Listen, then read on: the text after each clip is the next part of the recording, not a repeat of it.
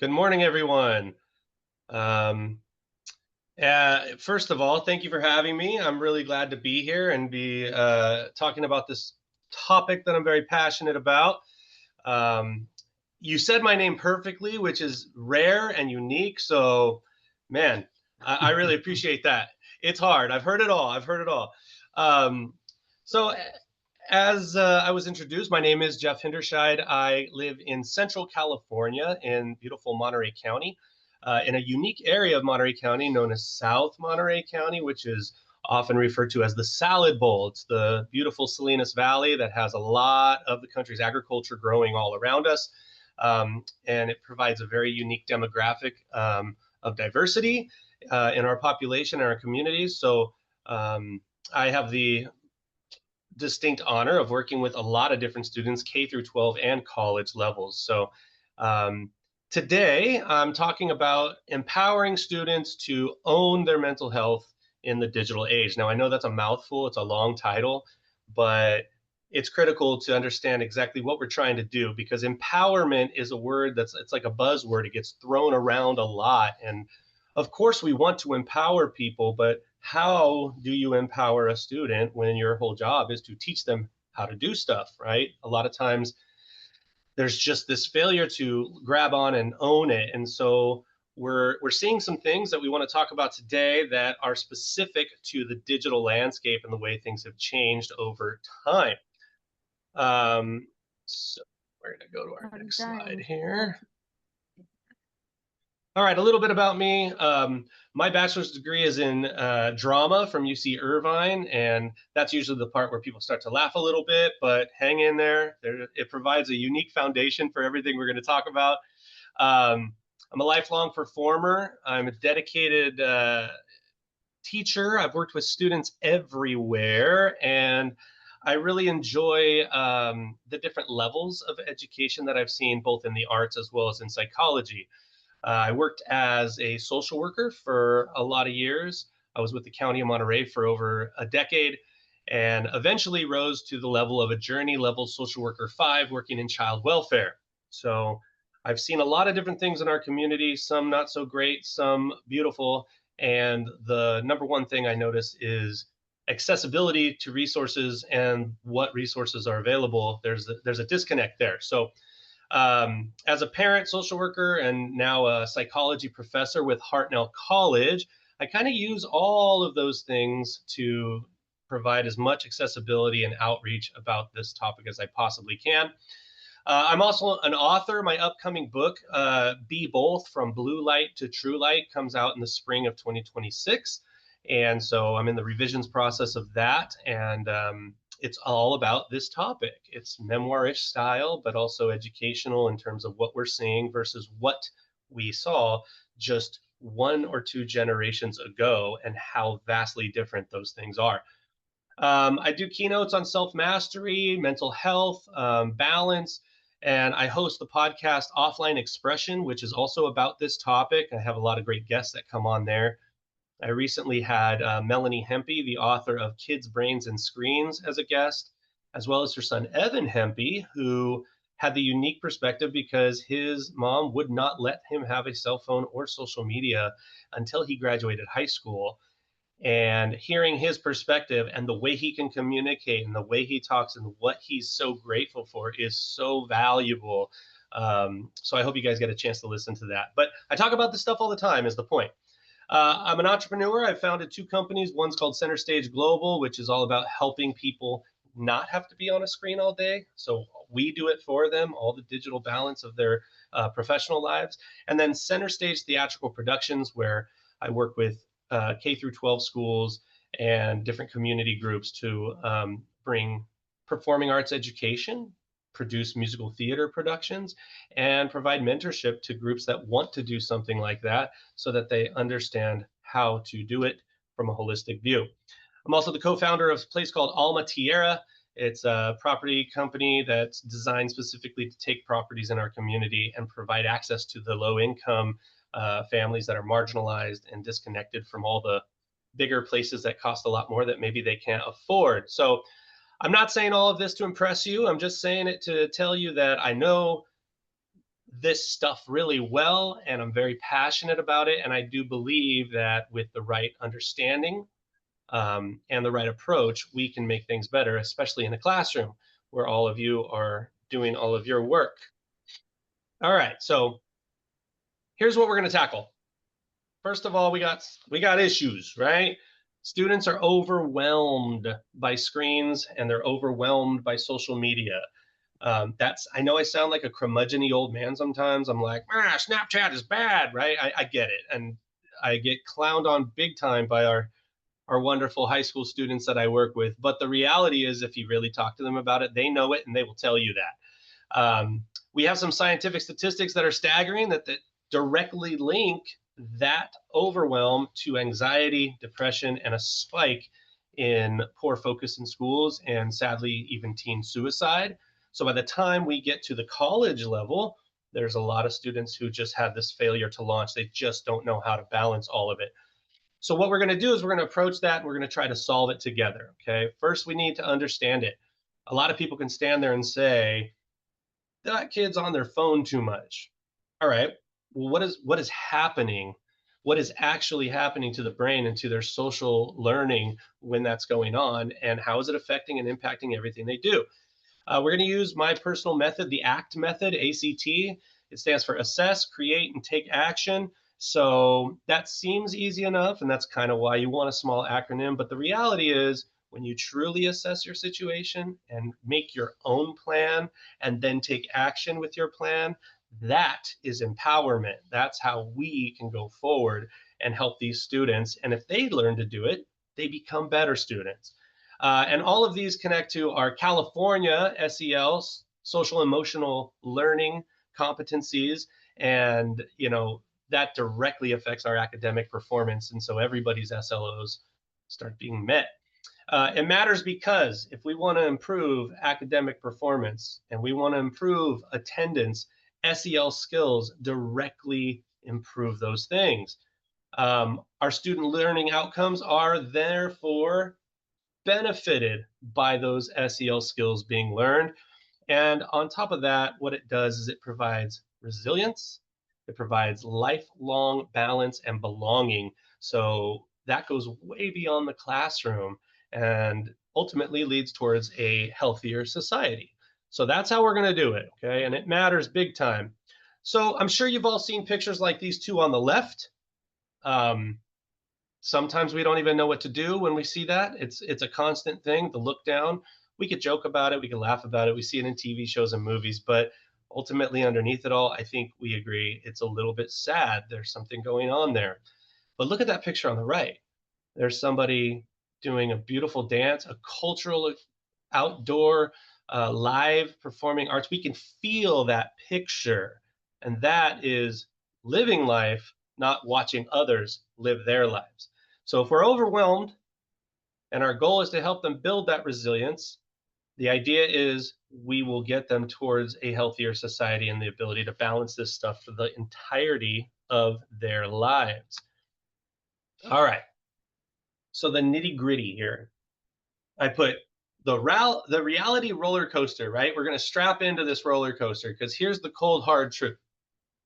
81% of US teens use social media daily. I don't think that comes as a crushing shock to anyone. I think we've seen that many times. I think we know that, but that's a large percentage, right? That's grown in the last several years. It's gotten higher and higher and higher. Now, as we climb to the top of our first drop here, we have to understand that what they're doing on the screens and what they're having to scroll through and deal with on social media is causing a serious problem in the rewiring of the brain and their ability to learn actual social skills. And so, what that happens to link to is this spike in anxiety, depression, and suicide, poor sleep, academic decline. And now teachers are dealing with this in the classroom every day. I mean, teachers are the real heroes, right? Like, if you try to teach one class for 1 hour, anybody who's never done it before, they're exhausted. And then teachers do this day in and day out all day long and deserve all the credit in the world because they're not just sitting there teaching kids that want to be taught all the time. What you're doing is you're dealing with all this other stuff constantly, making it really hard to get to your work. Um, we have an urgent need for action here. The reality is this is not a trend. It's not going anywhere. And I don't want to sound like, well, doom and gloom, right? Technology is brilliant. It brings us all together here today. It's a good thing. There's a lot of great things about it. But when it's overwhelmed, just like anything else in life, without balance, too much of a good thing could really be a bad thing. So, what we want to do is focus on the overwhelming changes that are happening. You see that picture on the left? We got this guy in virtual reality. That's cool, right? Anybody who's ever done that, it's super unique. It's an interesting perspective. But what's actually happening there is the way our brain actually senses the world, sees things, is how it feels things, right? When I teach my psychology class, there's a picture in one of my textbooks that has a person who is wearing virtual reality goggles and looking down at their stomach, and there's a doctor standing nearby who has a blade and is going across the stomach of a mannequin, and this person is like having a freak out because what they're seeing tells them that that's happening to them, right? So this is just a small analogy of how all the stuff we see we feel, right? And then at the bottom, I love this picture because what do you got? You've got a beautiful sunset, you've got a beautiful beach, and you've got two people looking at their phones. They're not enjoying what they're actually living and seeing and feeling. They're wrapped up in something better that isn't even there. And that is not uncommon. It's rewiring our brains at a level that we can't really figure out. But here's some key findings just to wrap it all up. Okay. First of all, social media is engineered, right? I don't know if anybody's ever heard of the Facebook files, but there's some very uncomfortable and disturbing things that came out when a whistleblower said, hey, in our top secret mission type meetings, they said, how do we get more engagement? And the people who majored in psychology that work there said, well, what you want to do is you want to latch on to young teens in their developmental stage to where they are so in need of validation and social acceptance that they will engage constantly. It was literally designed to hijack the most valuable resource we have, and that is our attention. So in 2019, there was a study done, and more than 17,000 adolescents and young adults said, or we found that the more they spent on social media, the lower their life satisfaction. Okay, that's pretty vague, right? But still, there it is. But here's the key, especially during key developmental windows like puberty and early adulthood. I recently read the book The Anxious Generation by Jonathan Haidt, which I highly recommend, especially to educators to understand really what is happening here. And one of the things he talks about is experience expectant stages. Okay. And what that means is there's certain times in our human development where we're open and ready to learn, right? For example, when you are 3 to 5 years old, you are in this very specific experience expectant developmental stage to take on and learn language, how to communicate with other people. It comes naturally. We learn it intrinsically. Most people know how to talk before they ever get to school. So that's all observational learning. That's an experience expectant stage that is really important. Ironically, later in like the high school years, it's much, much harder to learn a language. So there's an argument that we should be learning a second language in our earlier elementary schools, but that's another topic entirely. Between 2010 and 2015, something shifted. We had this, right, going along with our statistics, and then we're not talking like a gradual climb. We're talking a rapid, just a complete jump in these rates of depression and suicide related thoughts, especially girls. Okay. And that's scary enough as it is. But the reality is, we don't have the ability to slow that down unless we're actually taking it seriously. And that is going to be something we need to be doing um, as we go forward, because this digital dilemma is not changing. Again, doom and gloom, bear with me, we're strapping in, right? In 2000, 28% of 12th grade boys said that they felt lonely. Less than 10 years later, it was up to 35%. And then less than 2 years after that, when they were asked if they had talked to someone in the last 6 months about an important personal matter, 28% said no. So if you let that sink in, what are we talking about here? We're not actually talking, they're not speaking. Typing something out is not the same as nonverbal face to face communication that is so essential to our growth. And so if we know that that's happening, why is it happening and how can we help, right?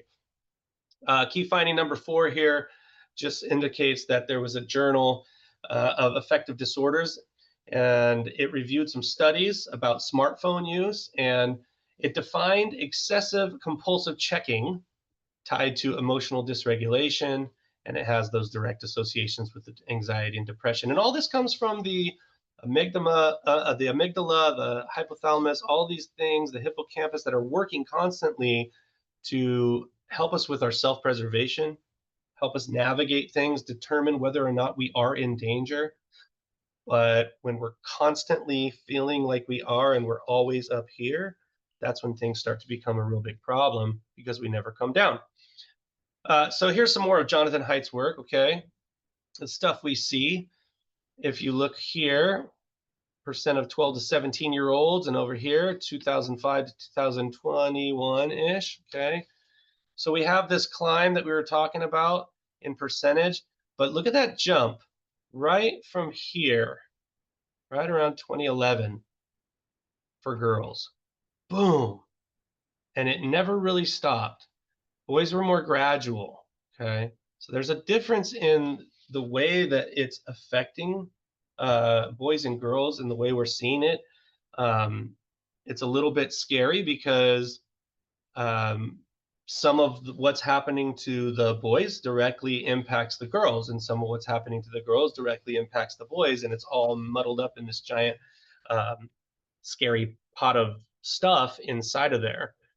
Now, the reality here is knowledge is power, as we all know, right? We're all educators. So the more you know, the more you can help, or the more you can recognize things. Social, emotional, right? So our emotional intelligence climbs the more we can see when things are going on. And teachers are great at this most of the time. They know when a kid that they see every single day is having an off day or a really good day. They know something must be going on, something must be happening, right? So according to the Research Pew Center, the Pew Research Center, sorry, 81% of teens are on social media, like I told you before, but now we see that it's more than just the anxiety. It's now becoming this extra impact on what happens in our sleep, okay? So everybody here probably has heard of circadian rhythms and knows that our body has certain times in our 24-hour day that they do things. In the evening, we have serotonin and melatonin. We have these things kicking in to tell us it's time for sleep. Well, blue light is preventing that from happening. So if we're on our screen for the hour before bedtime, it's hard for our body. Our body's going, wait, wait, wait, wait, wait. It's still daylight out here. We're not ready for sleep yet. So it's preventing the ability to get into sleep. In addition to that, in the morning, when it's the very first thing you look at, you shock your brain with that out of the gate. Our eyes need some time to wake up in the morning, and natural UV lights from sunlight outside is the most effective way to get our circadian rhythms really going. And so now we have something interrupting the ability to fall asleep, and we have something interrupting the start of our day where things are supposed to kick in and we're at our best. I And joined late, all so of I don't know if this I'm gonna get credit because I need to do like. and all of this is designed to be this way because, like I said, it's all engineered by a platform that is competing with other platforms for your engagement. The more time you spend on it, the longer, the more they get paid, essentially. I mean, that's just the long and the short of it. Okay. It's dopamine driven. So one of our great neurotransmitters that we love so much, dopamine, it's the reward and pleasure, known as the reward or pleasure um, neurotransmitter. And that's the thing that goes off when we're happy. It's the thing when we get excited. It's the thing that we really enjoy going on roller coasters with friends. But there's a reason that a roller coaster is only 2 to 3 minutes long. You can't take that all the time. It's too much. Well, these platforms are designed kind of like a slot machine. Okay, slot machine. You walk up, you put some money in. You might lose 5 times in a row, but there's this loop that happens, this uncertainty loop. Okay, when you're not sure, it's randomized, meaning you might win twice in a row, or it could be this next time, or you might not win for 10 times in a row and then win big. This randomized loop situation has been studied and studied and studied, and that's how these algorithms are being written. And that is because dopamine does not just fire when something pleasurable happens. We know now that dopamine actually is just as high, the release of it is just as high in anticipation of that thing. So Instagram started doing this burst. Okay, it's a burst of notifications. So imagine, if you will, you have a 13-year-old that posts something online and nobody likes it. 10 minutes go by, they go back and check. 15 minutes go by, they go back and check. They start to worry, they start to wonder. Now they look at other people's. Well, that person liked that person. This person's supposed to be my friend. Why haven't they liked it? And then all this stuff starts to happen inside the brain. They're focused on stuff that is so big. And so Instagram's sitting there going, wait for it. Even though likes have happened, even though comments have happened, they hold them back and then flood. Boom. An overwhelming burst of likes and comments. And now I've got to go and comment, response, reply on everybody's comment. I have to see who it was that liked it. I have to decide if I'm going to like their stuff later or not if they didn't like it, and rinse and repeat for the lifetime of that post. And that's just one post. That does not take into account the myriad of other posts that they've maybe commented and liked. That's not considering the tons of different streaks that they have. I got to communicate with this person every day so I don't lose my streak. I've got to send this snap over here. I've got to be in this direct message, this group chat. It's all overwhelming. And it's designed to give them that dopamine surge to create a cycle of dependency. You do a brain map on a teen with social media who's had it for a few years, and it's staggering to see that those brain maps often are now emulating exactly what it looks like for somebody who is really deep in substance abuse, because those are the same systems, those circuits inside the brain that are being rewired to create that dopamine dependency. Um, and the most important thing is this comparison trap. I know I talked about the likes. Why didn't I get it? Why did you get it? Why didn't it? That validation, that need to see it online and through a phone, it actually replaces what is so much more important, which is real connection. And it just keeps going around and around and around. One of the more important things I was reading recently is the fact that, when I was a kid, if I had a bully that was messing with me at school back in the 80s and 90s, when school ended, I didn't have to think about that person until the next day.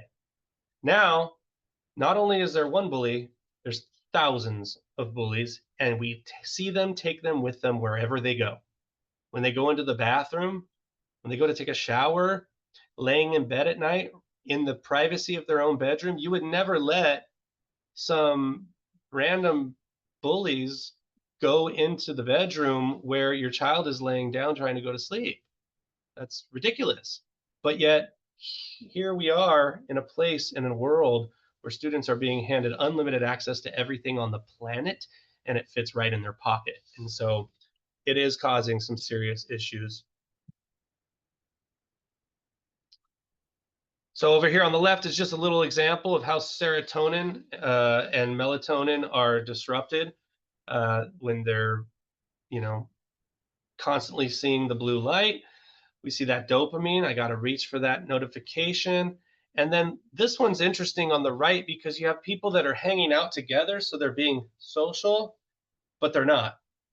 Their time spent together is now spent irritably talking about, ugh, I'm so tired. And look at so and so did this. And look, so and so's at Disneyland again. Of course they are. Oh, so and so's mom bought her a car. Yeah, well, they probably would because they're so rich. Oh, I hate that sweater. I can't believe anybody would wear it. And there's this overwhelming need to be validated through negativity about other people, even when they're hanging out together. So that's not helping for sure. All right, so here's your academic impact. Obviously, we've already connected the dots. Most of you are way ahead of me on this, and you're probably going, I see that all the time. Yes, I know exactly what you're talking about. So here's the problem and the reality. Here's a sleep problem. 2018 British study showed that heavy social media was tied to decreased, delayed, and disrupted sleep. And then in turn, that linked to the depression and memory problems with the low academic performance. Because the reality is, if we want better grades, better attendance, and focus, we can't ignore the fact that sleep is completely disrupted right now. And sleep is critical, especially in a world where everything's fragmented attention, like this, watch that video, see that TikTok, all that kind of stuff. It's not elongated the way it is when you read a book or even watching a movie. I know there's a screen involved with that, but there's a story, there's interaction, there's empathy happening. Even that is better than the constant fragmented stuff that we're seeing. Mental health issues, I've already talked about this quite a bit. Obviously, depression and anxiety skyrocketing is a problem. There's something called the gut brain connection. Okay. That is super important for people to realize. Our body is connected to our brain. So when our brain is stressed out, overwhelmed, and the amygdala can never come down out of fight, flight, or freeze, it's constantly sending signals to our pituitary gland, which sends all this information to the endocrine system, and all of our organs start to react. That's why when we're really nervous or scared, our stomach might hurt. That's why when there's a bad breakup and we're heartbroken, we can't eat, right? All of this stuff is connected. So now we're going to see all of this manifested as nausea, headaches, muscle tension.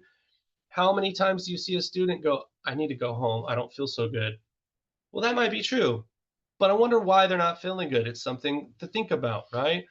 They're literally making themselves sick with the screen time. Okay.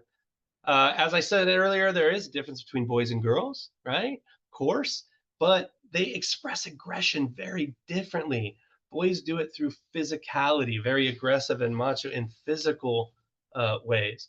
Girls express it more rationally, oftentimes through exclusion, hurtful comments, passive aggression, right? And what social media ends up doing is it magnifies that relational aggression. A seventh grader excluded by her friend doesn't just hear about it, she sees it. My friends went out to the movies without me when I was a kid. I wouldn't even know probably unless they talked about it. And I'd be like, huh, cool, sounds like a good movie. I'll have to check it out. But when you're staring at a picture of all of them together and you're seeing everybody like it and comment, the first question that comes up is, why wasn't I invited? Or, I don't like them. And all this stuff starts to happen. So the way educators approach boys and girls is obviously going to be affected by that. We can kick students out of class, sure. When they get to that level, absolutely. There are protocols in place for things, for sure. Um, and if it's appropriate, of course, we have to do that. But how can we help when we don't always see the issues? When the issues are being manifested through a behavior that is maybe a child just refusing to work with others, insists on working alone, on group projects or anything, what's going on there? That's still acting out behaviorally, even though it's not necessarily disruptive and overwhelming. What's going on? There's a lot of stuff going on under the surface of that. When you can tell when somebody's been in a knee deep conversation online for a long period of time, ask them how they're doing. Ask them, how you feeling? I guarantee you, 9 times out of 10, I'm tired is going to be the general response you hear. All right. The teenage brain is about 80% mature, and the remaining 20% rest in the prefrontal cortex. And at this time, teens are highly dependent on their temporal lobe, which is back here. And that is where emotions, memory, and learning and the reward system reign supreme. So until our prefrontal cortex is fully developed in our mid 20s, which is our command center, it's our ability to think through problems, make plans, and execute those plans, our executive functioning. Well, while that's still working out, impulsivity is what's going on, and everything comes from here, where memory and emotion are always the things that are running the show. So here's the good news. Let's all take a deep breath. Whew. Doom and gloom. I told you, I know it's scary, but I don't want to be chicken little over here and be saying things like the sky is falling, but I think we all get the point, but we can do something about it. And, just to put a little bit of cherry on top, one of the reasons why I left the world of social work after an 11-year career is because you don't just witness other people and the traumas and the hardships they're going through. We're human beings and we are social animals. So naturally, we end up taking some of that on. We end up having this secondary PTSD, right? It affects us just as bad oftentimes when we're constantly hearing about it from others. So, a teacher in the classroom, burnout is a super real thing, and it's important because teachers need support. They need to know how they can take care of themselves on top of doing their job and then somehow teach children and help them through this stuff. It is a huge task, but if we have a plan, we can use it ourselves and we can offer it to others, and it's super simple, so it will help turn things around. So let's just talk about what these SELs are here in California. They may be different in other states and other locations, but for the most part, I think these all make sense, right? Uh, Transformative social emotional learning. Okay, so self management, self awareness, relationship skills, social awareness, and responsible decision making. So I don't know how many of you know a lot of self-aware teens or students or younger people or even college students that are still struggling to have their own self-management. But obviously these things are important. One of the things I often talk about with my students is, when it comes to reading the room, right? Kids are brilliant at this. It doesn't you never sit down at a classroom with a 6-year-old and say, okay, today I'm going to teach you what it looks like to be really angry, or today I'm going to show you what it looks like to be really scared. That's instinctual. They know that, or they pick it up. They've watched other people. They know what it looks like when somebody's angry. So you ask a little kid, you say, if mom's standing in the kitchen, let's say you want to get a cookie, right? You want to ask mom for a cookie, and you hear mom come in the front door and she walks in and she's like, oh gosh, this day. And she slams her stuff down on the counter. Oh, I see the dishes aren't done. Even a 5-year-old knows, not the time, not the time to ask mom for that cookie. I need to wait a minute, right? But if mom's whistling and she's like, hey, how was your day? I'm home. I think it's safe to ask for that cookie, right? There's an amazing amount of self-awareness that young kids know for a long time. And then we go from egocentrism to adolescent egocentrism. And so what that means is when we're young, all we see in the world is us. That's why a 5-year-old can lay in the store and kick and scream because they don't get a candy bar. They don't care about anybody else hearing it or seeing it. Mom's going, oh my gosh, what am I doing? Oh my gosh, right? The kid doesn't care, egocentric. But now when you become a teenager, the shift in that development, now it goes from there's nobody else in the world but me. Nobody's thinking about me. It's just me, to everybody else in the world is looking right at me, thinking about me and judging my choices. And there's this weird, all of a sudden, mom, oh, you're so embarrassing. All I did was give you a hug. That's not new. Been doing this for how many years, right? So the self-awareness thing is affected by that developmental stage. And so when you have something in front of you that's going to alter that, it's really hard to learn that piece of social emotional learning. Relationship skills. I tell people all the time, if you're in a fight with somebody, stop texting and emailing with them. They're going to read it the way that they read it. You need to say, let's meet in person, right? But they don't know how to do this stuff. So if we have focus and approach these areas with our students, everything else climbs and goes up for them. So it's time to act. Like I told you before, I created a 3-step system. First, you got to assess your situation. And I don't mean just go, yeah, I'm probably on my phone too much every day. I mean, yes, but that's not assessment, right? We need to do some research. So I tell students, okay, grab a notebook. And for the next week, every day, I want you to write down when you take your phone out and what you do with it and how long you spend on it. It's going to be hard because it takes time. But if you do it right, what you're going to find most likely is that at the end of 24 hours, just one day, the end of one day, oh, I took it out for 3 minutes and I was supposed to text my mom, but I ended up on Snapchat for those 3 minutes. Then I had to bring it back out 4 minutes later and go, oh, I never texted my mom. I sent an email. I read an email. I looked up what time this thing's at. I went to Google this, whatever. And all of a sudden you add all that up and you've got hours of time. And these aren't even the times that you normally would think that you were spending on them. I'm not talking about, school's over and I've got time to hang out. So I'm going to sit down and I was only on my phone for an hour, 3 to 4. I seriously doubt that's the case. Add up the minutes, really, really assess. And that builds self awareness. You create a plan. Okay, tomorrow I am not going to look at my phone for the first hour of my day. And I'm going to put it away, lock it at 9 p.m.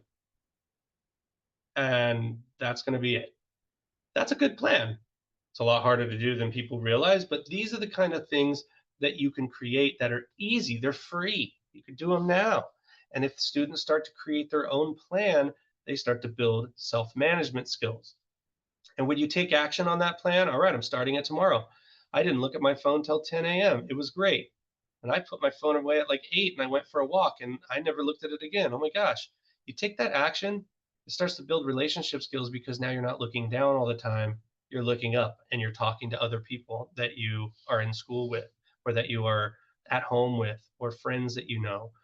And it also helps with decision making. I chose not to do that. Now take a guess what happens if you do these things, right? Of course, if you succeed at anything, you reward yourself. Now you get something that is very uncommon, natural dopamine. Your brain goes, that feels good. And what it does is it reinforces the amygdala. We don't have to panic.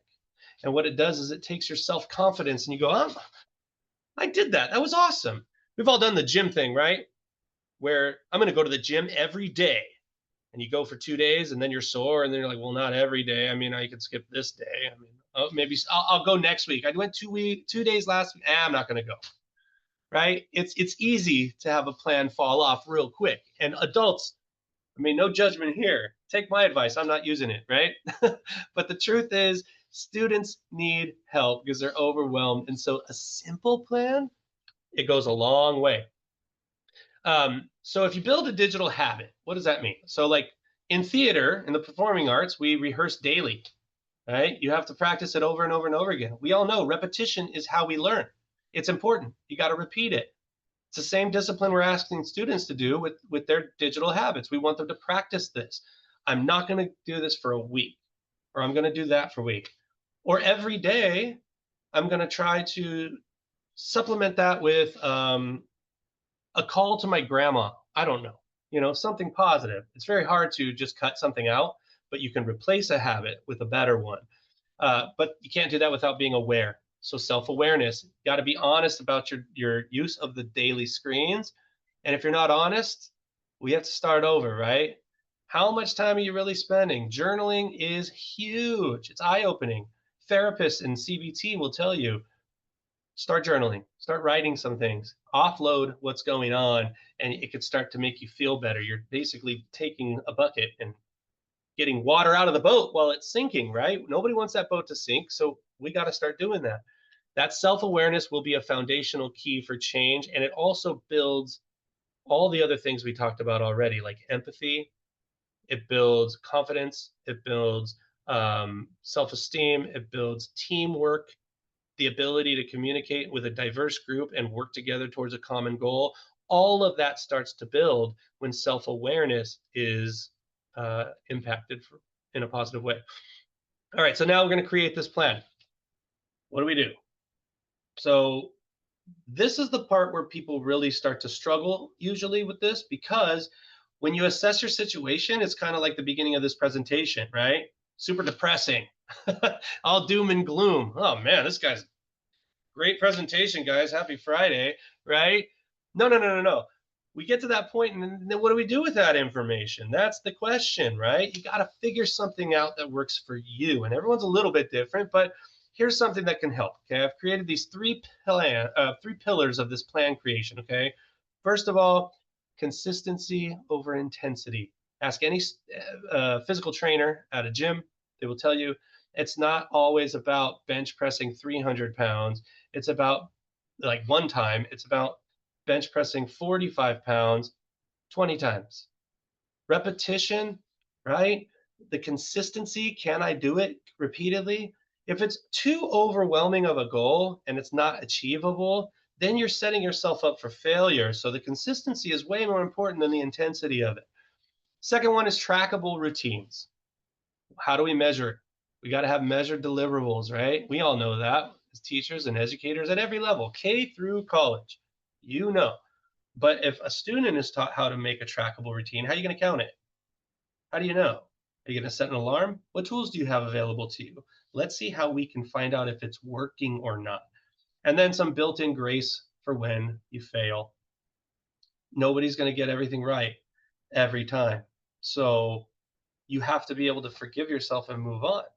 You have to be able to go, oh man, shoot, I really was trying for this, and that's okay. I'm going to journal about that.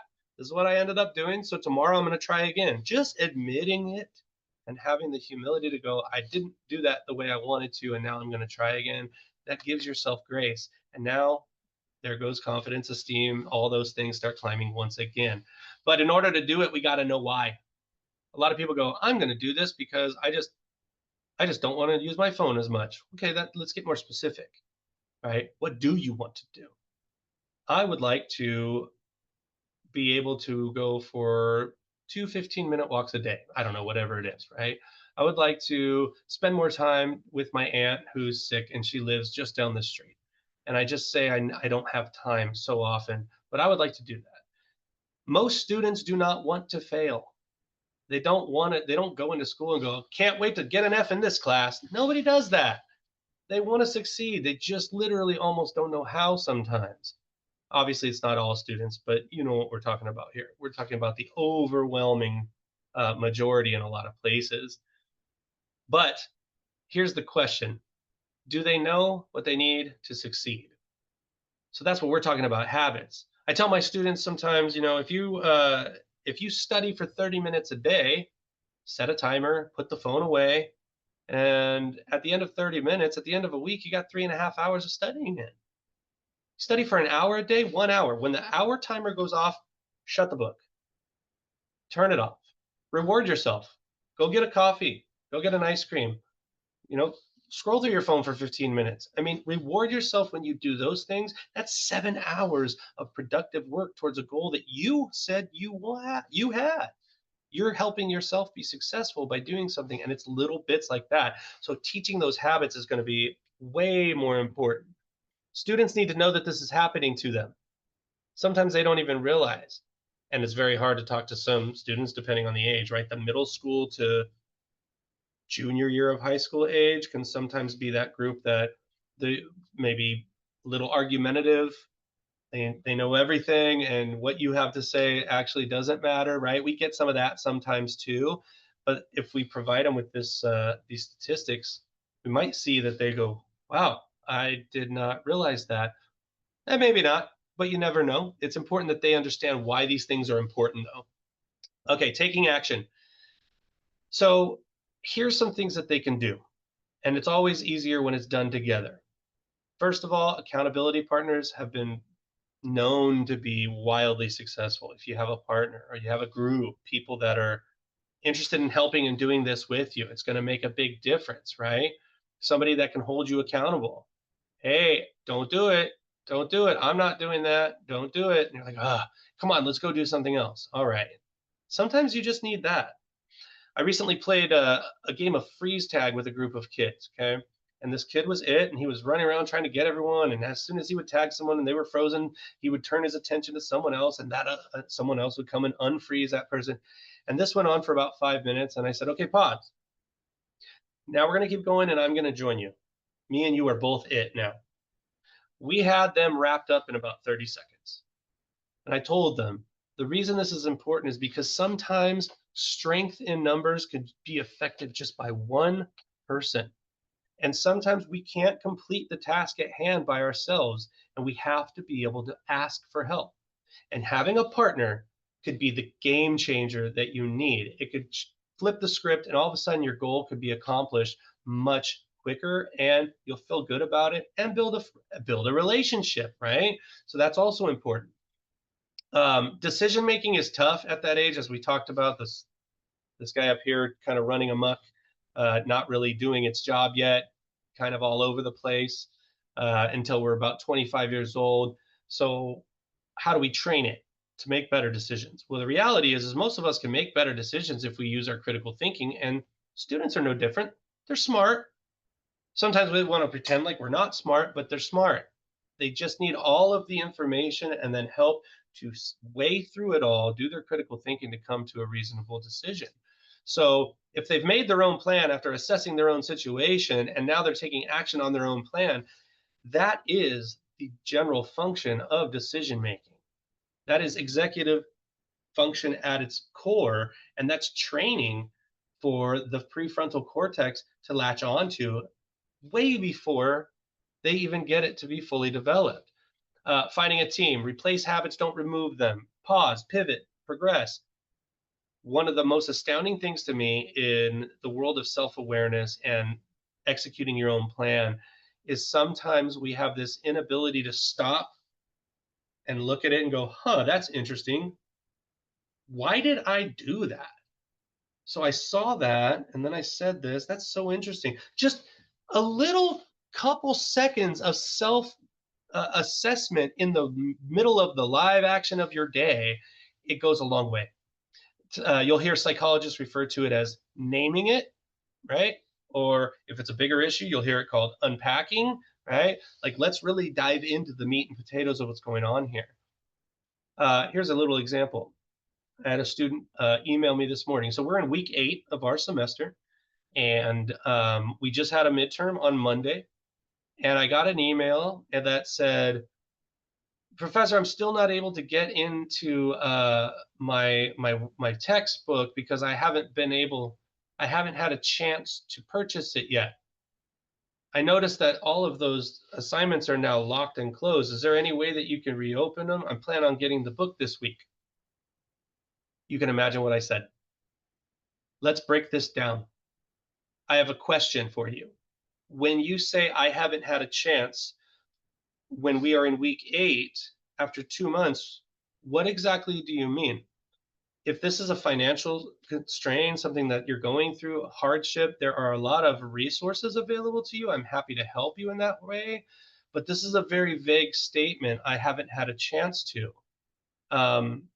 And if I unlock it for you, I have to unlock it for everyone. Do you think that that is fair to the others in the class?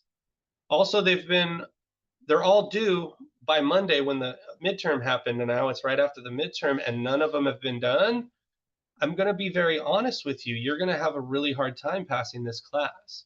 You're also going to have a hard time passing any class when you don't have your required text ahead of time.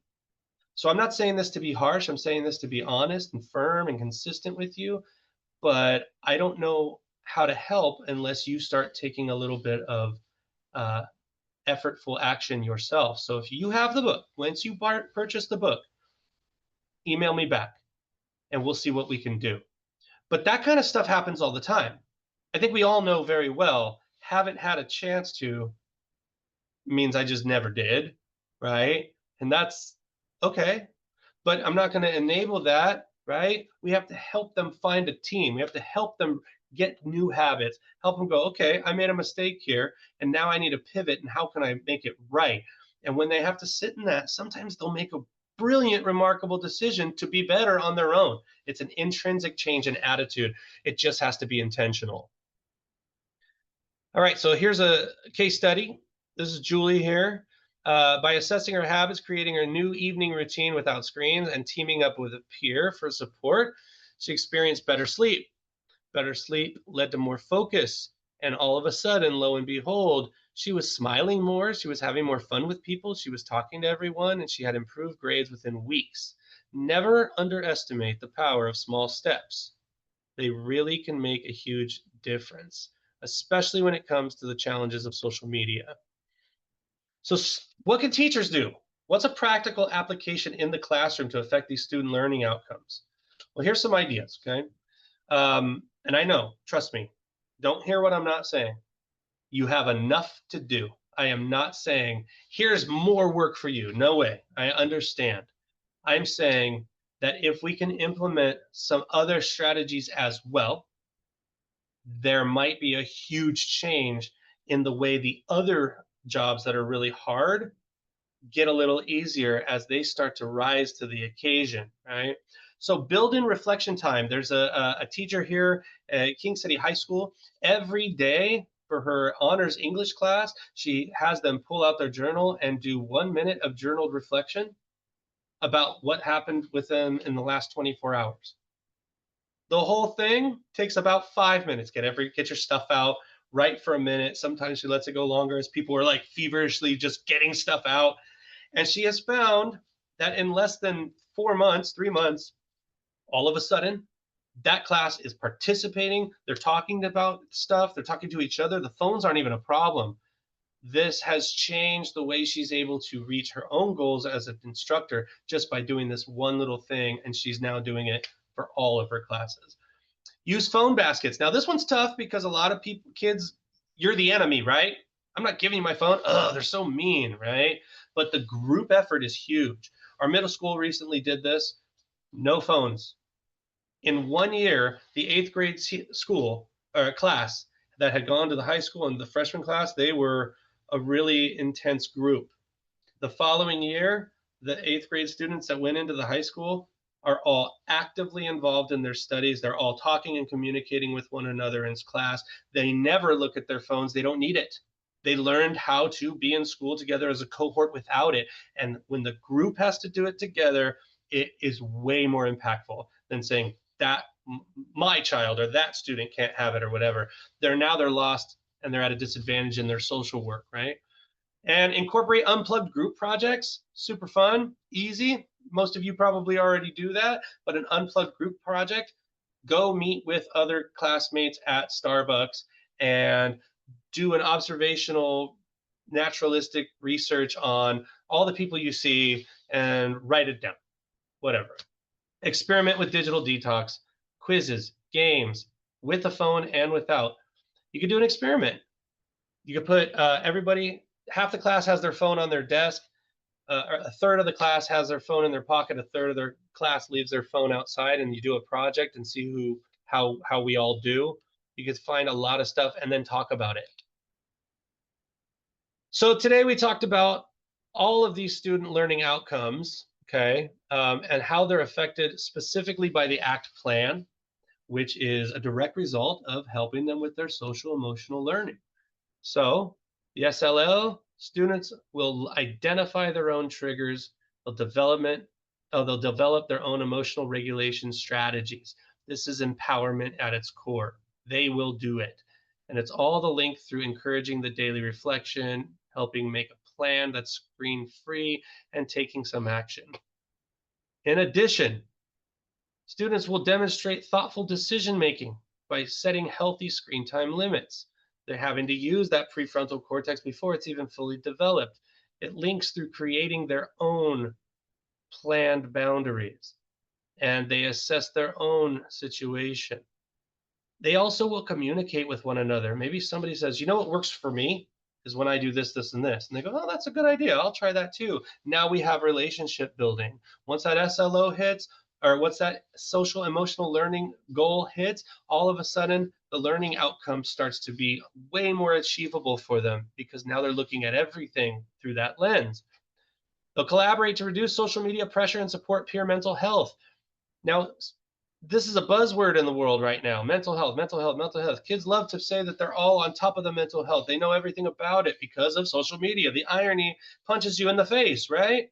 But the reality is they are more educated on social media pressure than anyone. And they also understand how they feel about it. I have anxiety. I'm feeling depressed. I'm sad. I'm super tired. They will tell you that. They know. So if we get this outcome, they collaborate together to reduce it. And that is strength in numbers at a much larger level. Taking that action, all that unplugged stuff, modeling empathy, it makes a huge difference. And then we have improved academic focus. That's what we really want, right? All of these things lead to this. They all go together, they rise as one. That focus and attention increases, self regulation in the classroom. I understand I have to sit in here for an hour and I'm going to talk to my peers and I'm going to listen. I'm going to be the best version of myself. That's all through reduced screened induced fatigue. And if we can reduce that fatigue for them by showing them the way, then they can take ownership of it. It restores their natural circadian rhythms and gives them mental well being, leading to that higher engagement. And that is critical. And over here, students will cultivate a collaborative, inclusive classroom culture by participating in shared screen free activities. The bottom line is we are social animals and we have a unique desire to be in a group, to be accepted, to be a part of the clan, and we all bring our unique abilities to it. Students now are not learning how to do that. And then they go off into the real world and they become lost because they feel unequipped to do it. If they can cultivate this collaborative, inclusive classroom culture, that spreads throughout the rest of their life at home and in the workforce and everywhere else they go. So there's a summary table here, and of course this slide deck will be available to everybody, so you can go back and look at it and everything like that. So you'll be able to kind of see this table and decide what works best for you and your work and your particular situation in the classroom. But each one of these steps that I've created here shows you what it helps with in the social emotional learning competency and how it impacts our student learning outcomes right here. So this is a good way to kind of summarize all of it and why it's important and how it will help. I think it's funny when people, when students are, they know what they need to do, but they just don't know how, but they haven't actually tried. They want you to do it, right? And so that's always really fun to kind of stop and use as a learning moment for you and for them. Huh, how can I teach? How can I learn? Here's what I'm going to do. I'm going to tell you every single step you need to take, but then you need to go and take them. And when you're done with that, let me know how it goes. Check in and follow up, and it makes a huge difference because then they're proud of the work they did. So for our teachers out there, students mirror our adult behavior. We know that. We try our best, but we're overwhelmed too, right? But we embed these SEL habits into daily practice. They don't even realize they're learning. If we can find a way to get some social emotional learning tasks in there, they build it without going, today I'm going to teach you how to have self-awareness. There's automatically a wall that might get put up. I don't want to learn no self-awareness. I'm aware right now. I'm aware that I want to leave, and all of a sudden you're like, that didn't work at all. But if we just put these daily practice, these little habits in, they start learning them anyway, whether they know it or not. And that's our superpower, right? As a teacher, you know your classes, you know your students, and you find ways that are going to kind of underlie your little opportunities that we have every day to get these SEL habits in place, and they don't even realize they're having fun doing it. Encourage unplugged social interaction. I had a teacher told me once that they started teaching the kids how to play Yahtzee, and I was like, what? Like, you guys just stop and start playing board games? They're like, yeah, guess what? Phones are away. They're all talking to each other. They're having fun. They're learning how to count. They're writing down scores. They're doing math. it's a means to an end, but ultimately they're getting that collaborative SEL habit also met. So here's our challenge this week. Everybody, try your best, try to assess your students' relationship with screens. You got to see, like some students, they're good to go. Maybe they have a different structure at home. Maybe they've already met with some hard challenges and now they know better. But you probably can tell those who aren't there, and finding ways to empower them to build that balance is going to be helpful to them as a human being, but also as a student in their academic work with you. If you create your own plan for your class, for your classroom, for your students, if you teach a lot of classes, depending on where you are, if that's implemented, it goes a long way. I know with my students, one of the things I like to do is at the beginning of every class, ask them how they're doing. How's everybody doing? Give them a chance to talk. Some people speak, some people say like tired or I'm this, right? They'll say one word. You're tired. What are you tired from? Did you do anything fun this weekend? And we sort of start some open dialogue right out of the gate where it lets the guard down of I'm in a college class and now I have to sit through a 3-hour lecture, right? They kind of understand that, oh, okay, we're just all people here. And that somehow opens these floodgates to more participation usually. But whatever works for you. Your own plan is your own plan, but all of these are underlined. Okay, as I told you, my book's coming out in the spring. Um, it's an exciting time right now. Any of you that end up going to this, if you type into the notes SLO in all capital letters, SLO, I'll make sure that everybody who's here gets an extra 20% off if they wanted to pre-order it now. But it also comes with a signed copy for you, and you can come to my launch event. We can talk and do a private Zoom about all of it and everything. So if anybody wants more information about it or is curious about it, please don't hesitate to reach out. But this stuff isn't going anywhere. And the most important part of this is um, the technological world is complicated, and even the best of us that know that will struggle with it at times. So if we're aware of it and we're making good plans to kind of address it, we're going to have a better opportunity at fighting it for the younger generations who only lived through screens from the minute they were born, and that's all they know, which is a total change in human history. And that's only 2 generations, Gen Z and Gen Alpha, and everyone from here on out will be the victims of that if they don't have some sort of balance implemented early in their lives. So I hope that you got some stuff out of this today and we're all on the same page about it. But yeah, I appreciate you guys being here. And that's all I got